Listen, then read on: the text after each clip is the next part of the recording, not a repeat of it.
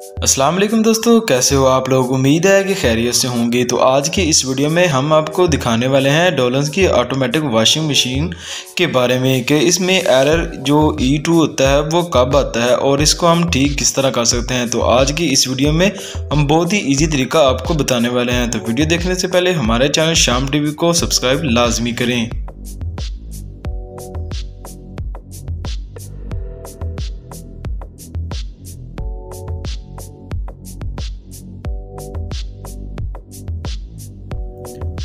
हमारे पास एक डोलन्स की वॉशिंग मशीन है जो DWT 255 जिसका कोड है, मॉडल है इसका।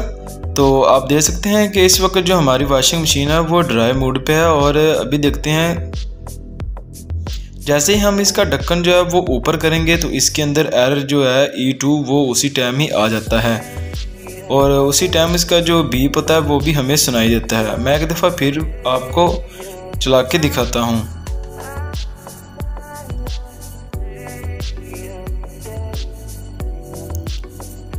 इस देख सकते हैं कि इस वक्त जो हमारी वॉशिंग मशीन है वो बिल्कुल ही ठीक होता है। एरर E2 तब आता है जब इसका जो ढक्कन है वो मुकम्मल तौर पर बंद नहीं होता।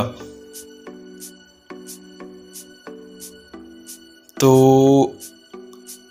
अब मैं आपको दिखाता हूँ। ये देख सकते हैं कि डोलन्स DWT 255 मॉडल है और इसको मैं ड्राई पे ला के चलाता हूँ।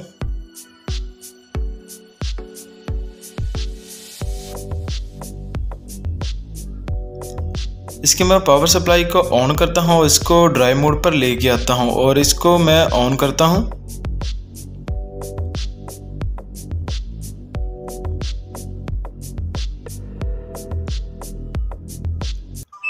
आप देख सकते हैं कि हमारी वॉशिंग मशीन पे एरर E2 का निशान आ जाता है और साथ ही इसकी बीप सुनाई देती है। मैं एक दफ़ा फिर आपको चला के दिखाता हूँ। आमतौर पर यह तब एरर E2 आता है जब इसका ढक्कन मुकम्मल तौर पर बंद नहीं होता।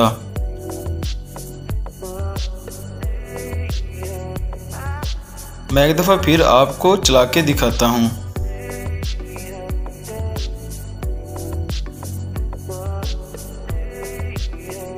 ये देख सकते हैं कि एरर E2 फिर आ गया है।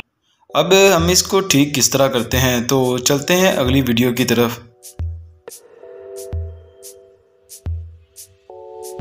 तो सबसे पहले आपने इस पाइप को उतार लेना है।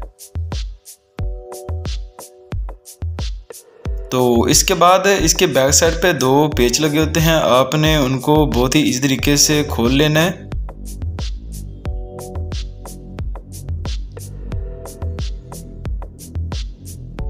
ये छोटा सा मसला आप घर में खुद ही इसको हल कर सकते हैं, बहुत ही इजी तरीका है। मैंने दोनों पेचों को खोल लिया है। तो अब मैं इसका जो ढक्कन है इसको मैं उतार लेता हूँ।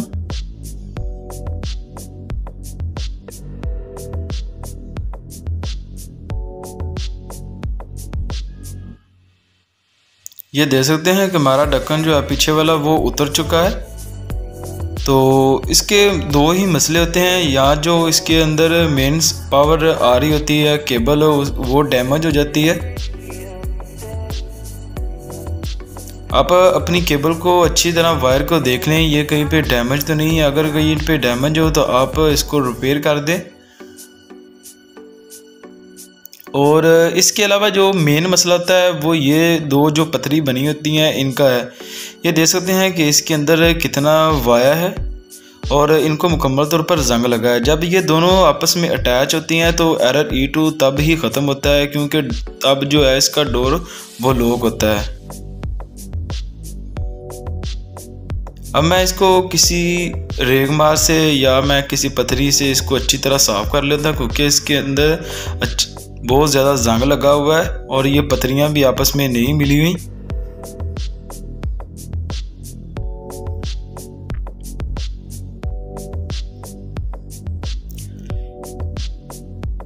इन पथरियों का मसला भी बहुत दफ़ा आ जाता है, क्योंकि ये बिल्कुल ही नॉर्मल सी बनी होती हैं पथरी। ये जब आपस में मिलती हैं तो ढक्कन जो है वो मुकम्मल तौर पर बंद हो जाता है और एरर E2 हमारा नहीं आता। अगर ये दोनों आपस में ना मिले तो इसका मतलब होता है कि एरर E2 आ जाता है।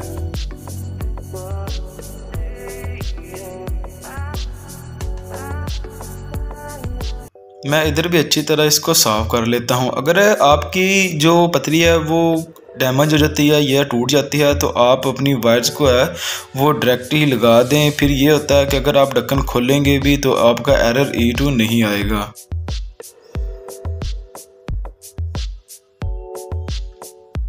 ये देख सकते हैं कि अब हमारे जो ये पतलियाँ हैं वो आपस में मिल जाती हैं।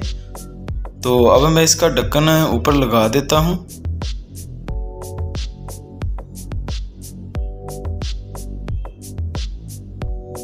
ढक्कन लगाने के बाद मैं अब 2 पेचों को पीछे लगा देता हूँ।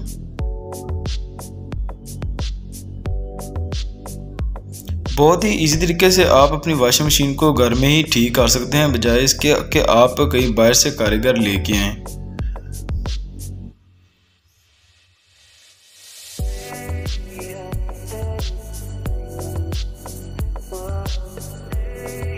जी अब हमारी जो मशीन है वो बिल्कुल ओके हो चुकी है। तो अब मैं इसकी सप्लाई को ऑन कर लेता हूँ।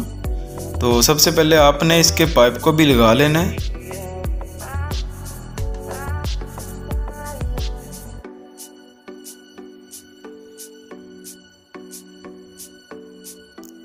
तो मैं अब पावर वाले बटन को ऑन करता हूँ। इसके बाद इसको ड्राई मोड पे लेके आता हूँ और इसको हम ओके करते हैं।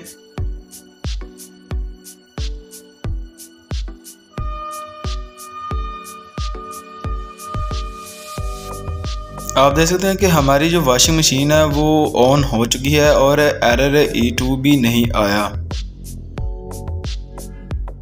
अब मैं ढक्कन को ऊपर करूंगा तो एरर E2 आएगा। ये देख सकते हैं कि जैसे मैंने ढक्कन को ऊपर किया है तो उसी टाइम ही हमारा जो एरर E2 वो आ चुका है, क्योंकि वो जो पीछे 2 पतलियाँ बनी होती हैं वो आपस में नहीं जुड़ती, इसलिए एरर E2 आता है।